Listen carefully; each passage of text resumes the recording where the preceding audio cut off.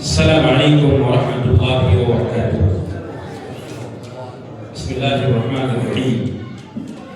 إن الحمد لله نحمده ونستعينه ونستغفره ونعوذ بالله من شرور أنفسنا ومن سيئات أعمالنا. من يهده الله فلا مضل له ومن يضلل فلا هادي له. وأشهد أن لا إله إلا الله وأشهد أن محمدا عبده ورسوله. يا أيها الذين آمنوا اتقوا الله حق تقاته ولا تموتن إلا وأنتم مسلمون. يا أيها الناس اتقوا ربكم الذي خلقكم من نفس واحدة وخلق منها زوجها وبث منهما رجالا كثيرا ونساء واتقوا الله الذي تساءلون به والأرحام إن الله كان عليكم رقيبا.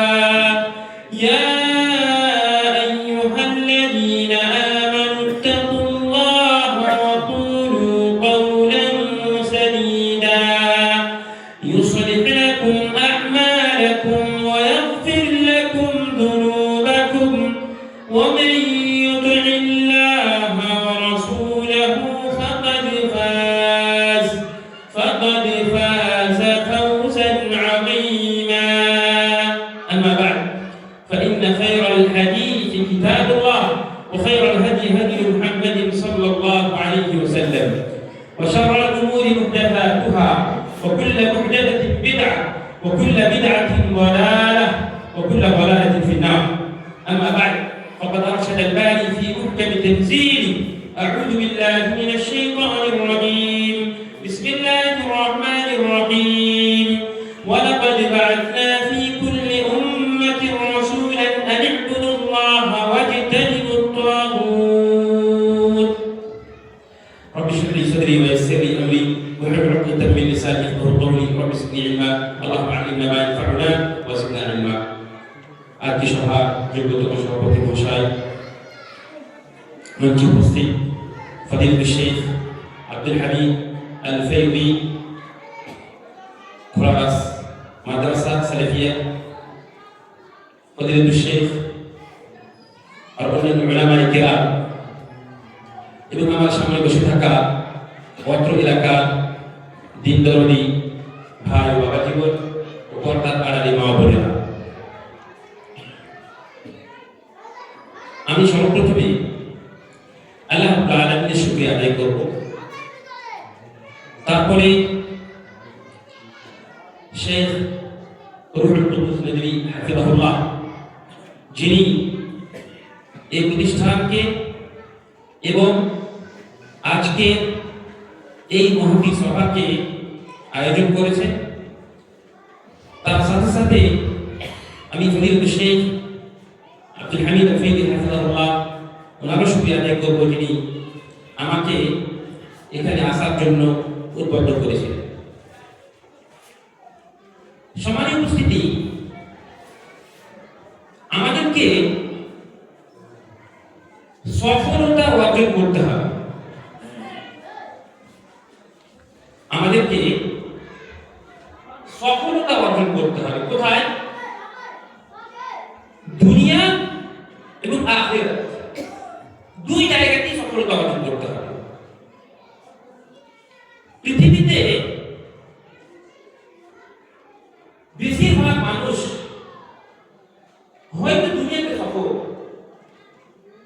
এবং আমরাও সাধারণভাবে যদি আপনাকে জিজ্ঞেস করি আপনি সফল কাকে মনে করেন, আপনি বলবেন যার কাছে টাকা আছে, পয়সা আছে, বাড়ি আছে, গাড়ি আছে, সেই লোকটি প্রকৃত সফল। এবং বাহ্যিক দৃষ্টিতে আমরা তাকে সফল মনে করি, কিন্তু আল্লাহ রাব্বুল আলামিনের মাপদণ্ডে সফল কে, এটা অবশ্যই রাখতে হবে। আল্লাহ রাব্বুল আলামিন কোরআনে কারীমের মধ্যে স্পষ্ট করে সফল ব্যক্তির পরিচয় দিয়েছে। আল্লাহ বলছেন, فمن زحزح عن النار وأدخل الجنة فقد فاز وما الحياة الدنيا إلا متاع الغرور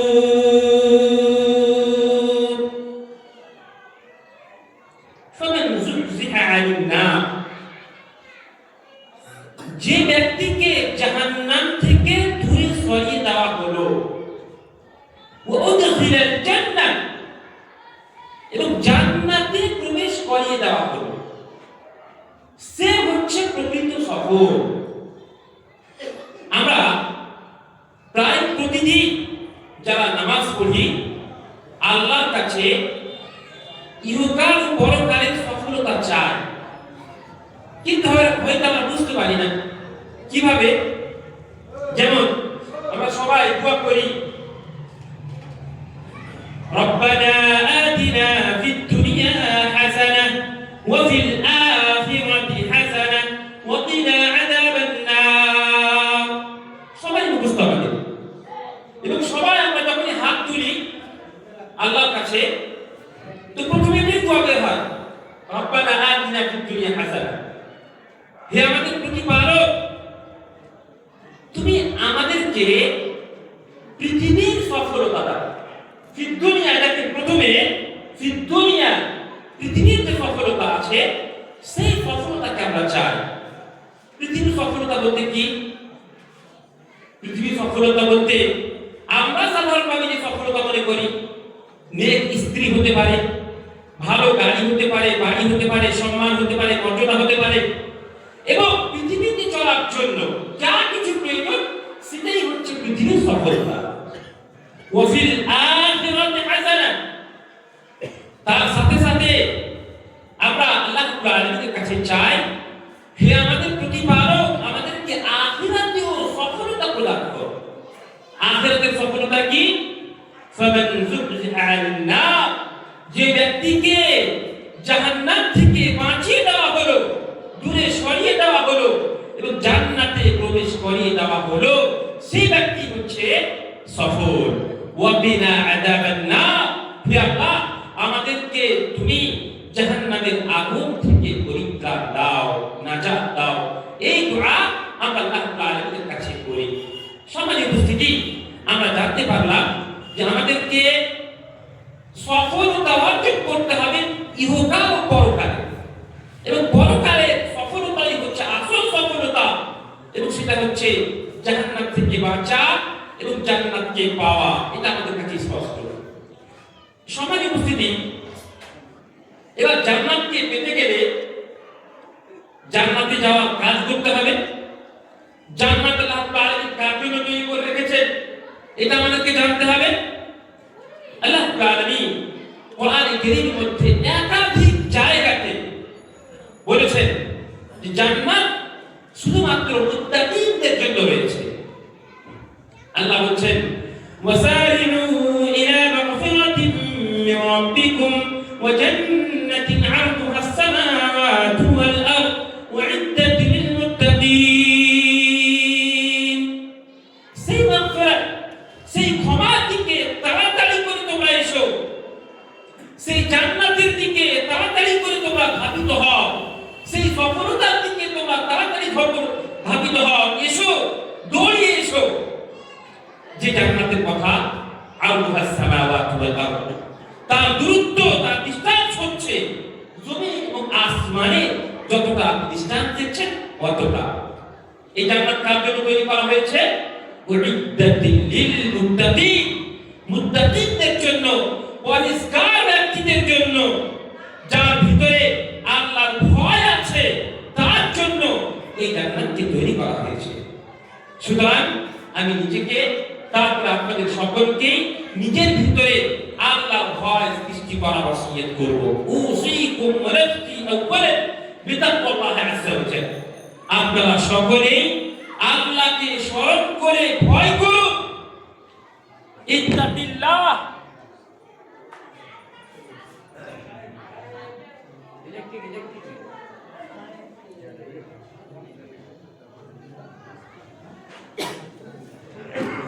আল্লাহ বলছেন, রাসূলুল্লাহ সাল্লাল্লাহু আলাইহি সাল্লাম বলছেন, ইত্তাকিল্লাহ হাইসুমা কুনত, যেখানেই থাকুন না কেন, যেখানেই থাকুন না কেন আল্লাহকে স্মরণ করে ভয় করুন। তবে আল্লাহ রাব্বুল আলামিনের সম্পর্কে আমাদের ধারণা রাখা উচিত, অথবা তার সম্পর্কে জেনে রাখা উচিত যে আল্লাহ রাব্বুল আলামিন পৃথিবীতে নেই। আর রহমানু আলাল আরশি ইস্তাওয়া, আল্লাহ রাব্বুল আলামিন আরশের উপরে মুস্তাওয়ী রয়েছেন, আরশের উপরে মুস্তাওয়ী রয়েছেন। কিভাবে আছেন সেটাও আমরা জানি না। আমরা এটা বলবো না যে আল্লাহ তাআলা বসে আছেন, কি আল্লাহ তাআলা কাত হয়ে আছেন, কি শুয়ে আছেন, কিভাবে আছেন, এই কথা আমরা বলবো না। ইমাম মালিক রাহমাতুল্লাহ আলাইহি এই ইমামের নাম আপনারা শুনেছেন, যেমন আমরা বলি না হানাফি, শাফিঈ, মালিকি, হাম্বলি, সকলেই আমাদের কাছে সম্মানীয়। ইমাম মালিক রাহমাতুল্লাহ আলাইহি উদ্ধৃতি দিয়ে একটা কথা আপনাদেরকে বলি। তাকে জিজ্ঞেস করা হলো মাল ইস্তিওয়া, আল্লাহ রাব্বুল আলামিন কোরআনে কারীমে বলেছেন আল্লাহর সম্পর্কে ইস্তিওয়া কি, তোমার ইস্তিওয়াটা কি? আর রহমান আলাল আরশ ইস্তাওয়া বলেছেন, এর মানে কি? ইমাম মালিক রাহমাতুল্লাহ আলাইহি উনি বলছেন, ইমাম দারুল হিজরা মদিনার ইমাম, উনি বলছেন আল ইস্তিওয়া মা'লুম, ইস্তিওয়া মানে আমরা সকলেই জানি উপরে হওয়া, উঁচা হওয়া, এটাকে ইস্তিওয়া বলা হয়। ওয়াল কাইফু মাজহুল, কিন্তু কিভাবে আল্লাহ রাব্বুল আলামিন আসমানে আরশের উপরে মুস্তাওয়ী আছেন সেটা আমরা কেউ জানি না। ওয়াস সুআলু আনহু বিদআতুন, এবং এই সম্পর্কে আল্লাহ রাব্বুল আলামিন কিভাবে মুস্তাওয়ী আছেন এই সম্পর্কে প্রশ্ন করা হচ্ছে বিদআত। ওয়াল ঈমানু বিহি ওয়াজিবুন, কিন্তু আল্লাহর সম্পর্কে আমাদের প্রতি ঈমান আনা, আমাদের উপরে আল্লাহর প্রতি এইভাবে ঈমান আনা যে আল্লাহ রাব্বুল আলামিন আরশের উপরে মুস্তাওয়ী আছেন, এটা হচ্ছে ওয়াজিব। সম্মানিত উপস্থিতি, আমি এতগুলো কথা বলতে চাইছি যে আল্লাহ রাব্বুল আলামিন কোরআনে কারীমের মধ্যে একাধিক জায়গাতে বলেছেন যে জান্নাত শুধুমাত্র মুত্তাকিনদের জন্য তৈরি করা আছে। ইন্নাল মুত্তাকিনা মাফাজা, ইন্নাল মুত্তাকিনা ফি জান্নাতিন ওয়া নাহার, ইন্নাল মুত্তাকিনা ফি জান্নাতিন ওয়া উয়ুন। এটা অনেক আয়াত আছে যার মধ্যে আল্লাহ রাব্বুল আলামিন মুত্তাকিনদের জন্য জান্নাতকে তৈরি করা আছে এই কথা বলেছেন, এবং মুত্তাকিরা পৃথিবীতে এবং আখিরাতে সফল হবে।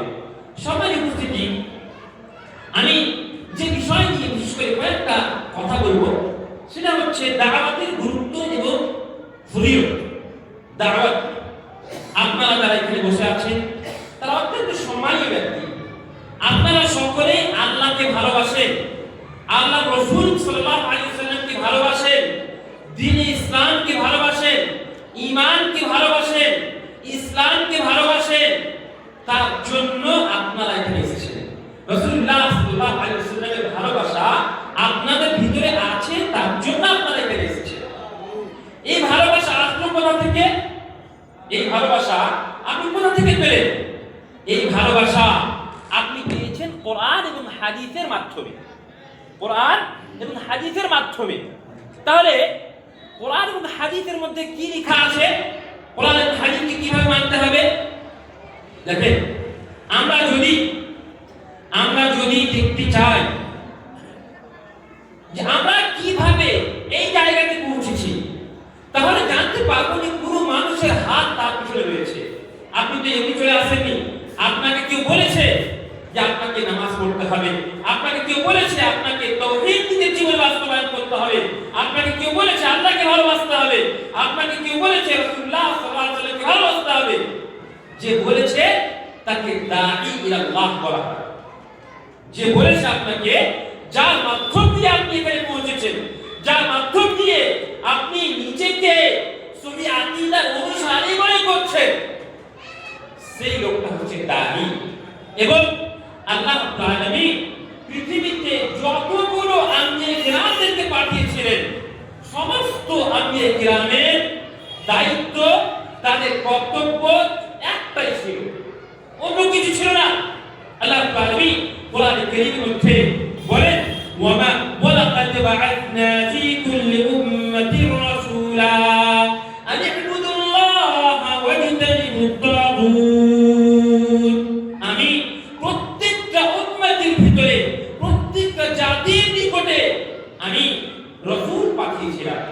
রাসূল প্রেরণ করেছিলাম। উদ্দেশ্য কি ছিল? আইবুদুল্লাহ, তারা শুধুমাত্র এক আল্লাহর ইবাদতে, এক একক আল্লাহর ইবাদতের দিকে মানুষকে ডাক দিবে।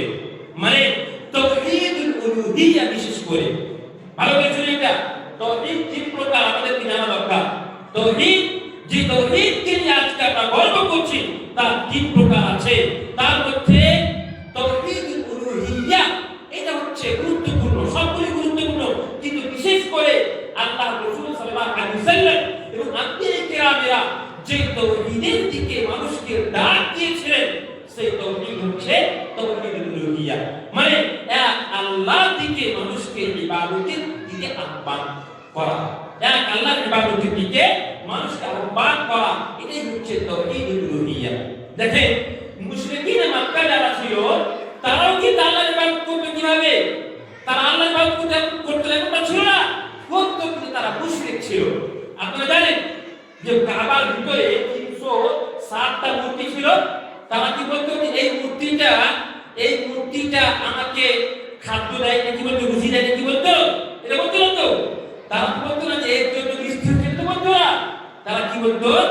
মা না'বুদুহুম ইল্লা লিয়ুকাররিবুনা ইলা আল্লাহি যুলফা, আমরা এদের ইবাদত এই জন্য করছি যে এরা আল্লাহর কাছে আমাদেরকে করে দেবে, অথবা আল্লাহর কাছে আমাদের এরা সিফারিশ করবে, এই জন্য আমরা এদের ইবাদত করছি। কিন্তু দেখেন, আল্লাহর কাছে মানে আল্লাহর ঈমান ছিল, কিন্তু যেহেতু এই মা'বুদানে বাতিলা প্রতিমাগুলো ছিল, তাকে ওরা সহযোগী বানিয়েছিল, এই জন্য তারা মুসলমান হয়নি।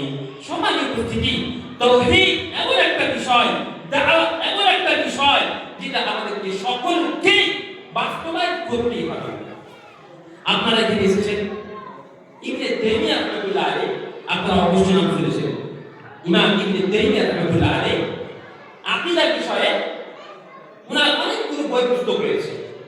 তো সেখানে উনি এক জায়গাতে বলছেন যে আল বিদআতু আহাব্বু ইলা ইবলিস মিনাল মাসিয়া। দেখেন, আপনি অন্য কোনো গুনাহ করছেন, অন্য কোনো গুনাহ কাজ করছেন, তো শয়তান অতটা সন্তুষ্ট নয়। আপনি যদি কাবিরা গুনাহ করেন, তবু শয়তান অতটা আপনার কাছ থেকে সন্তুষ্ট নয়। কিন্তু আপনি যদি কোনো বিদআত করেন, তাহলে শয়তানের নিকটে এটা বেশি পছন্দনীয় হবে। শয়তানকে আপনি বেশি আনন্দিত করবেন। কেন? তার কারণ হচ্ছে, যে কোনো বিদআতি মানুষ, ভালো করে শুনুন কথাটা, বিদআতি মানুষ তার আমলের মাধ্যমে আল্লাহর সন্তুষ্টি চাইছে, তার আমলের মাধ্যমে আল্লাহর সন্তুষ্টি চাইছে, কিন্তু তার পদ্ধতিটা আলাদা, তার পদ্ধতিটা আলাদা। মানে আল্লাহ রাসূল সাল্লাল্লাহু আলাইহি ওয়াসাল্লাম যেভাবে যে আমলকে করতে বলেছেন, সেইভাবে সে আমল যদি করে, তাহলে আল্লাহর কাছে গ্রহণযোগ্য হবে। আর যদি সেই আমলকে সেভাবে না করা হয়, অথবা নিজে থেকে কোনো আমলকে বানিয়ে নেওয়া নিয়ে করা হয়, তাহলে সেটাই বিদআত হবে। সমাজের উপস্থিতি, এই জন্য বিদআত যদি কেউ করে, তাহলে শয়তান সেটাকে বেশি পছন্দ করে। সমাজের উপস্থিতি, আল্লাহ রাব্বুল আলামিন আমাদের কিরামদেরকে পৃথিবীতে পাঠিয়েছিলেন এই তাওহীদকে প্রচার করার জন্য। ভালো করে শুনুন, আপনারা যদি এমন এক জায়গাতে বিরোধ করেন, এমন এক পরিবেশে থাকেন, এমন এক জায়গাতে থাকেন যেখানে হয়তো বিদআত খুরাফাত অনেক বেশি রয়েছে, কিন্তু তার মধ্যে থেকে আপনারা যারা এখানে উপস্থিত আছেন, কোরআন এবং সহিহ হাদিসকে শুনতে এসেছে, এর মানে হচ্ছে আল্লাহ তাআলা আপনার কাছে ভালো চাইছেন। রাসূলুল্লাহ সাল্লাল্লাহু আলাইহি ওয়াসাল্লাম হাদিসের মধ্যে বলেন, মান ইউরিদিল্লাহু বিহি খায়রান ইউফাক্কিহু ফিদ্দীন। আল্লাহ তাআলা যার সঙ্গে ভালো চান, তাকে দ্বীনের জ্ঞান প্রদান করেন। যারা দ্বীনের জ্ঞান অর্জন করে না, এর মানে হচ্ছে আল্লাহ তাআলা তার সঙ্গে ভালো চান না। সুতরাং আপনারা যারা এই উপস্থিত আছেন, আপনাদেরকে অবশ্যই আল্লাহ রাব্বুল আলামিন আল্লাহর কাছে আশাবাদী। আমিন। আমরা সকলেই আল্লাহ তাআলা সকলকে ভালোবাসেন, তার জন্য আমরা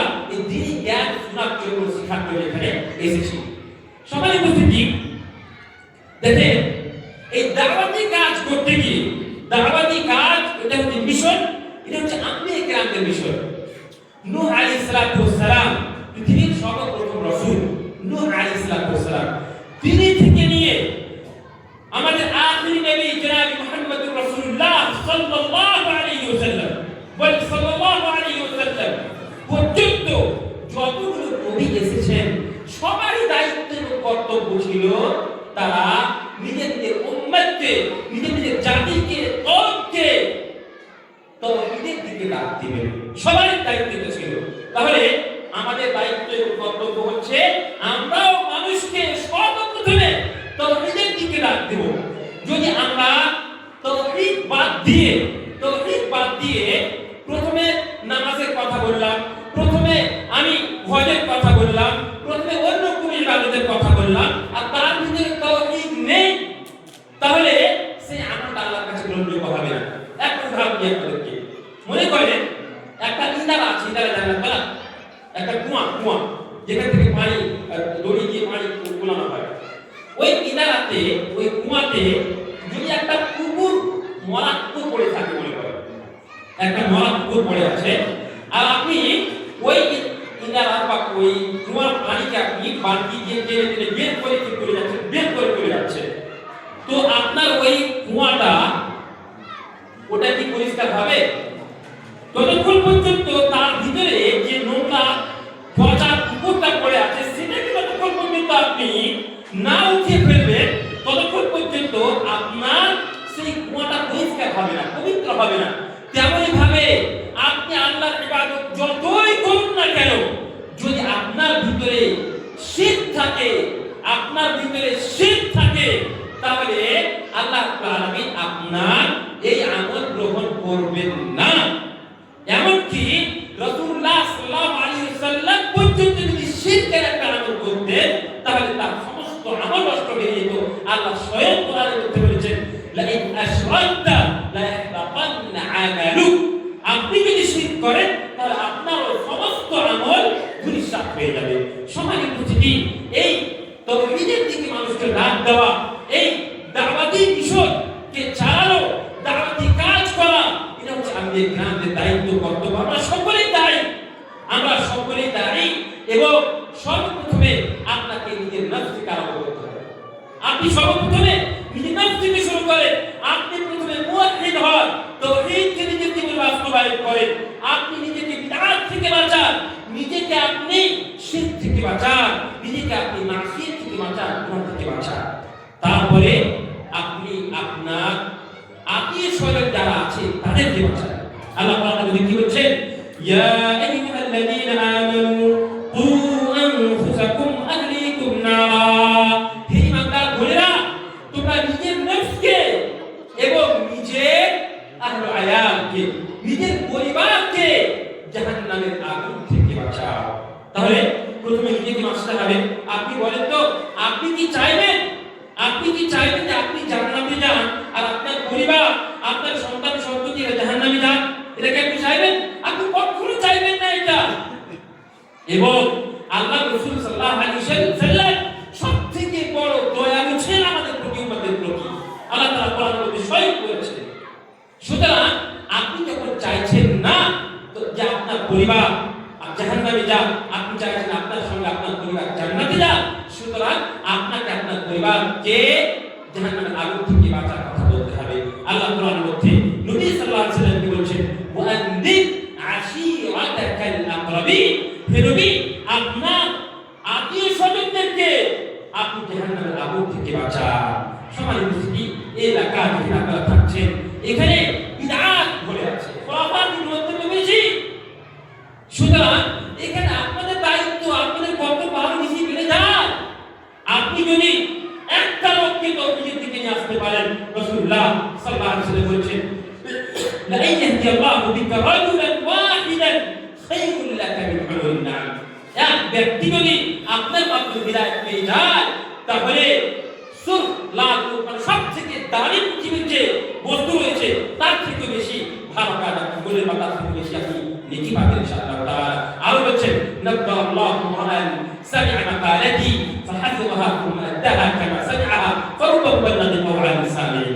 এই আপনি আমার কাছ থেকে কোরআন এবং হাদিসের কথা শুনছেন, এইগুলোকে যদি আপনি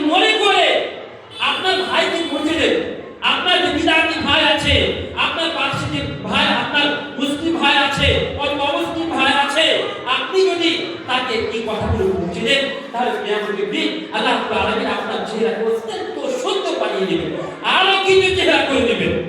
সুতরাং আমাদের দায়িত্ব কর্তব্য আমরা আমাদের আত্মীয়-স্বজনদেরকে তাওহীদের দিকে ডাক দিব, এটা তাহলে আমরা আম্বিয়া কিরামদের কাজ করতে পারলাম। সম্মানিত উপস্থিতি, এই দাওয়াতি কাজ করতে গিয়ে অবশ্যই কষ্ট হবেই হবে, কোনো সন্দেহ নেই। দেখেন নূহ আলাইহিস সালাম সময় দিলে তার লম্বা করব না, কিন্তু শুধু মনে করিয়ে দিই আপনাদেরকে, নূহ আলাইহিস সালাম দাওয়াতি কাজ করতে গেলেন তো কি হলো, সমস্ত মানুষ তাকে পাগল বললো, শেষ পর্যন্ত তাকে নৌকা বানাতে হলো। আর তারপরে আল্লাহ রাব্বুল আলামিন শেষখানে মানে তার ছেলেকে পর্যন্ত বাঁচাতে পারলেন না। নূহ আলাইহিস সালাম তার ছেলেকে পর্যন্ত বাঁচাতে পারলেন না, কেন? তার ছেলে তাওহীদের অনুসারী ছিল না। আপনি ইব্রাহিম আলাইহিস সালামকে দেখেন, ইব্রাহিম আলাইহিস সালামকে তার কওমে আগুনে ফেলে দিল, মুসা আলাইহিস সালামকে আল্লাহ বলেছেন যাও ফিরআউনের কাছে, যে সবথেকে বড় পৃথিবীর বুকে সবথেকে বড় যদি কেউ সার্কাস থাকে, গুনাহগার থাকে, তাহলে সে ফিরআউন থেকে বাইরে পৃথিবীতে কেউ এসেছে বা কেউ আসেনি। আল্লাহ তাআলা তার কাছে মানুষ মুসা আলাইহিস সালামকে বানাচ্ছিল, কি হচ্ছে ফাকুলা লাহু কাওলান লাইয়িনান লাআল্লাহু ইয়াতাযাক্কারু আও ইয়াখশা। হে মুসা, তুমি সেখানে গিয়ে খবরদার নরম করে তার সঙ্গে কথা বলো, নরম করে কথা বলতে হচ্ছে। ফিরআউন যে বলছে আনা রাব্বুকুমুল আ'লা, আমি তোমাদের সবথেকে বড় রব, তার সামনেও আল্লাহ তাআলা বলছে ফাকুলা লাহু কাওলান লাইয়িনা, নরম করে কথা বলো। তারপরে আমি অন্যান্য আম্বিয়াদের কথা বলবো না, আপনি আমাদের নবী মুহাম্মদ রাসূলুল্লাহ সাল্লাল্লাহু আলাইহি ওয়াসাল্লামের সিরাত যদি পড়েন, জীবনী পড়েন, তাহলে সম্পূর্ণ তার জীবনটা পরীক্ষা করে দেখতে পারবেন, যেহেতু আপনি পরীক্ষার মধ্যে পাওয়া হয়েছে। সেখানে তাইফের কথা বলেন তবুও তারপর নবী সাল্লাল্লাহু আলাইহি ওয়াসাল্লামের উপরে আপনার ওই মুটে ওজুরি ফেলে দেওয়া থেকে নিয়ে নবী সাল্লাল্লাহু আলাইহি ওয়াসাল্লামকে জাদুঘর, পাগল, অন্যান্য যত প্রকার খারাপ শব্দ থাকে তার থেকে নিয়ে নবী সাল্লাল্লাহু আলাইহি ওয়াসাল্লামকে হত্যা করে দিবে এমন পরিস্থিতি থেকে নিয়ে আল্লাহ রাব্বুল আলামিন আম্বিয়া কিরামদেরকে পরীক্ষা দিয়েছে। আপনি দাওয়াতি কাজ করতে গিয়ে কবার আপনাকে মার খেতে হয়েছে, কবার আপনার পা রক্তে রক্তাক্ত হয়েছে, আপনি মানুষকে তাওহীদের দিকে ডাক দিতে গিয়ে কবার আপনাকে গালি খেতে হয়েছে না। যদি আপনি এখন পর্যন্ত গালি না খেয়ে থাকেন, যদি আপনি এখন পর্যন্ত মার না খেয়ে থাকেন, তাহলে আপনি মনে করেন যে আপনি দাওয়াতি কাজে এখন পর্যন্ত নামেননি। আল্লাহ রাব্বুল আলামিন কোরআন কারীমের মধ্যে লুকমান আলাইহিস সালামের বর্ণনা করতে গিয়ে বলেছেন ইয়া বুনি আকিমিস সালাহ ওয়া আমর বিল মারুফ ওয়া নাহি আনিল মুনকার ওয়াসবির আলা মা আসাবাক ইন্না যালিকা মিন আজমিল উমুর। হে আমার প্রিয় সন্তান, আকিমিস সালাহ, নামাজ প্রতিষ্ঠা করো, ওয়া আমর বিল মারুফ, ভালো কাজের মানুষকে আদেশ করো, ওয়া নাহি আনিল মুনকার, এবং মুনকার কাজ থেকে মানুষকে দূরে রাখো। একটা কথা আপনারা সবাই নিজে ভাবুন, আপনি যতক্ষণ পর্যন্ত নিজে ভালো আছেন, সালেহ, নিজে ভালো কি বলা হয় গো? সালেহ মানে আপনি নেক মানুষ, আপনাকে সবাই ভালোবাসবে। এলাকার যত লোক আছে, আপনি মসজিদে আসছেন নামাজ পড়তে, সবাই আপনাকে ভালোবাসবে। আপনি সত্য কথা বলছেন, আপনাকে সবাই ভালোবাসবে। আপনি মানুষের সেবা করছেন, সবাই আপনাকে ভালোবাসবে।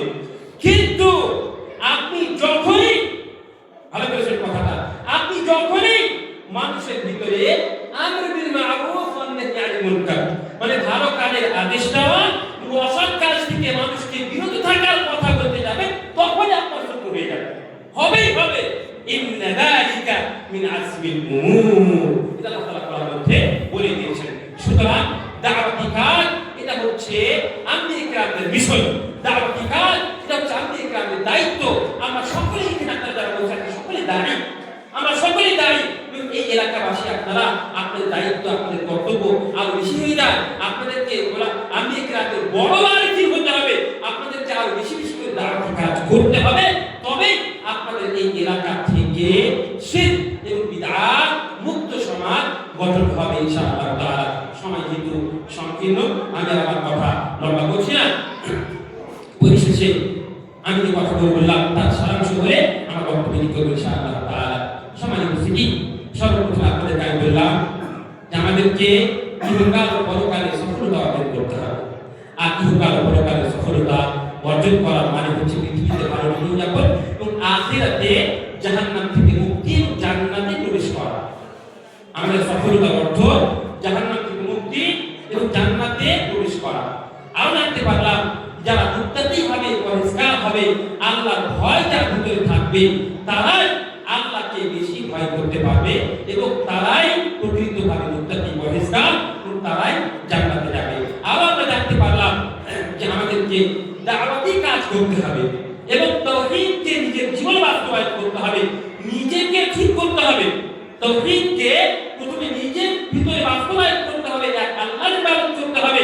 কোনো পীর, কোনো ওয়ালি, কোনো মুর্শিদ, কোনো মাজার বা অন্য কোনো লোকের কাছে গিয়ে সহযোগিতা চাওয়া, যেটা আল্লাহ ছাড়া অন্য কেউ দিতে পারবে না, সেটা করা যাবে না। সেটা একটা শিরকের কাজ হয়ে যাবে। তাহলে বুঝতে পারলাম এক আল্লাহর ইবাদত করার অর্থ হচ্ছে যে ইবাদতের যতগুলো প্রকার আছে সবগুলোকে শুধুমাত্র আল্লাহর কাছে, আল্লাহর জন্য করা। তার মধ্যে অন্যতম ইবাদত হচ্ছে একটা দোয়া, মানে চাওয়া। তো আপনি যদি আল্লাহকে বাদ দিয়ে অন্য কোনো মানুষের কাছে যেতে পারবে না, আপনি বাচ্চা দেওয়া মনে করেন, বাচ্চা অথবা রোগ থেকে কোনো এমন অসুখ হয়ে গেছে যেটা থেকে আপনি মুক্তি পাবেন, আল্লাহ ছাড়া হবে না। হ্যাঁ, তো আপনি অন্য কোনো কারোর কাছে গিয়ে বলছেন আমাকে পীর সাহেব বা মুমুক আপনি চাইছেন আমাকে ভালো করে দেন, না, এটা শিরক হবে। সমাজ উপস্থিতি তেমন ভাবে আমরা জানতে পারলাম যে আমরা তাওহীদের কাজ করতে গিয়ে এবং আল্লাহর দিকে মানুষকে আহ্বান করতে গিয়ে অবশ্যই আমাদের কষ্ট হবে। আর সেই কষ্টের উপরে আমাদেরকে ধৈর্য ধারণ করতে হবে। এটা আমাদের গ্রামদের সেবা ছিল এবং আমাদের গ্রামদের পদ্ধতি ছিল। আল্লাহ রাব্বুল আলামিন আমাদের সকলকেই নিজের জীবনে তাওহীদকে বাস্তবায়ন করার তৌফিক প্রদান করেন, আমিন। আল্লাহ রাব্বুল আলামিন আমাদের সকলকে মুত্তাকির ও পরিষ্কার হওয়ার তৌফিক প্রদান করেন, আমিন। আল্লাহ রাব্বুল আলামিন আমাদের সকলকে জাহান্নাম থেকে বাঁচান এবং জান্নাতে যাওয়া আমল করার তৌফিক প্রদান করেন, আমিন। আল্লাহ রাব্বুল আলামিন আমাদের সকলের ভিতরে নামাজের ভালোবাসাকে ঢুকিয়ে দেন।